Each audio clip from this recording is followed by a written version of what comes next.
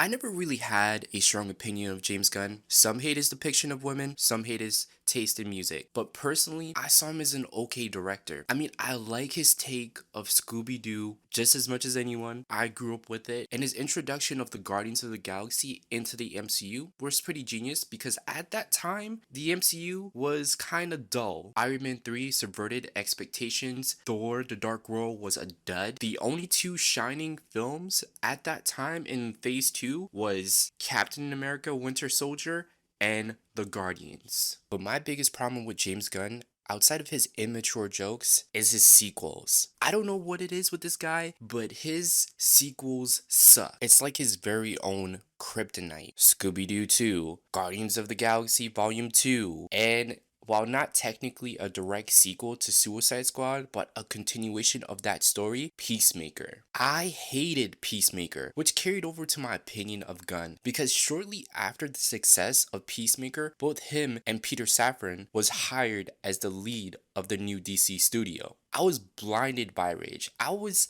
like 10 seconds from crashing out. Like, who do I gotta talk to about this issue? And then Volume 3 dropped. This was one of the best superhero films of 2023, better than 90% of the MCU. I would say probably top 5, maybe even top 3 to date. We really had it all with Volume 3 and Spider-Verse because these films were both visually intoxicating with heart-wrenching storylines and both larger than life stories and yet grounded. And just like that, I was invested.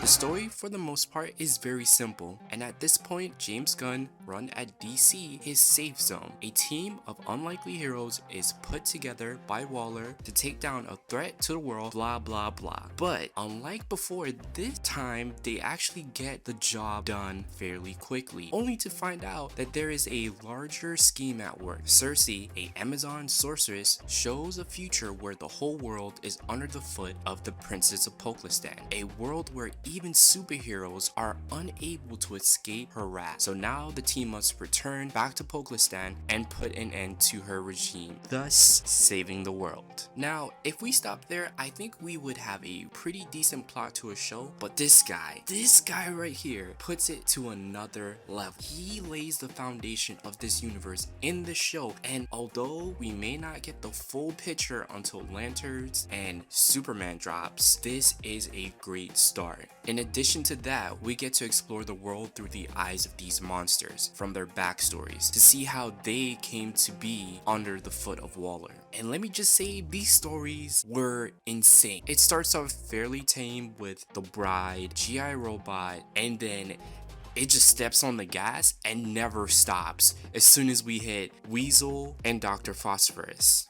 And with that being said, this is just an emotional roller coaster with these characters in this show. Like, at one moment we're having fun, we're laughing at the guards of Pokistan who have like a early 2000s comedic style, and then we go to a situation where Weasel, thought to be like a murderer of children, turns out to be completely innocent and then thrown in prison because some dude thought he was an actual werewolf murdering kids. And don't get me started on Dr. Phosphorus. All I can say is he was the best guy around. What about the people he murdered? What murder? I really like this story, and I'm glad we're getting another season, or part 2 basically, because they like to order a whole bunch of episodes and split it into 2 seasons and say, hey, we were renewed. But I enjoy this story. I would have never thought I would enjoy Creature Commandos. I thought this was the stupidest thing that he announced, and that it was going to be the first project of the DCU, but I think it's a good start because it explains a lot of things, and I think he's kind of a genius when it comes down to the idea of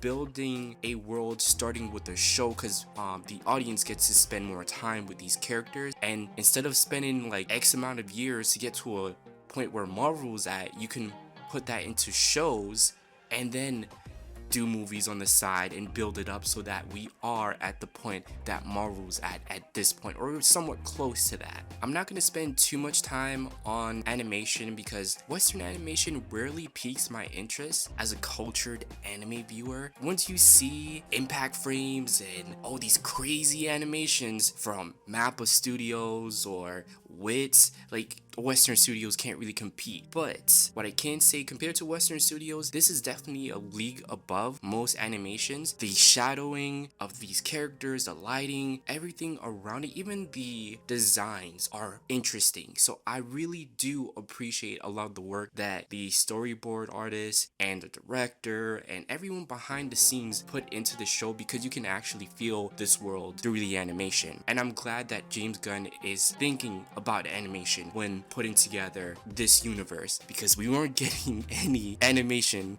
within a universe until Marvel started doing their MCU bullshit with What If. Speaking of which, the expressions on these characters, you can totally feel it. Like G.I. Robot, one of my favorite characters in this show, you could see his expressions. Like when this dude was happy to find out that the people around him are Nazis, you could see his metallic face smiling. Are these Nazis, General?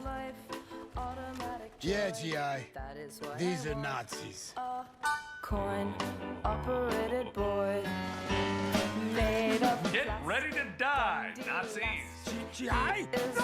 Like, even though it's very restricted, he is elated. Same thing for Dr. Phosphorus. You would think that he's smiling all the time based on his face and how he acts, but that one episode we get his backstory and he's basically saying he's not smiling. Like, you can still see that even with his face stuck the way that it is, you could see that emotion. That is very good. I think that's good writing that's associated with the animation that just blends very well together. And if you're wondering why it's this good, just think the people behind it, because Sam Liu and Matt Peters are the same people behind the DC animated films. I believe Sam Liu did Under the Red Hood as a director, and Matt Peters also did, I believe, one directed animated movie, but for the most part he's been in the art department, likely doing storyboards. So these are just very talented people. In conclusion, my faith in James Gunn has been restored. It's at the highest it could possibly be before Superman drops. I think he's doing a lot of smart work with DC, and this show is to me an unexpected hit, because I just did not see myself enjoying this, especially after Peacemaker. And I'm not looking forward to Peacemaker season 2, but I will give it a shot, thinking that he's learned his lesson in some way. The show is just remotely better. But yeah, great show, looking forward to more.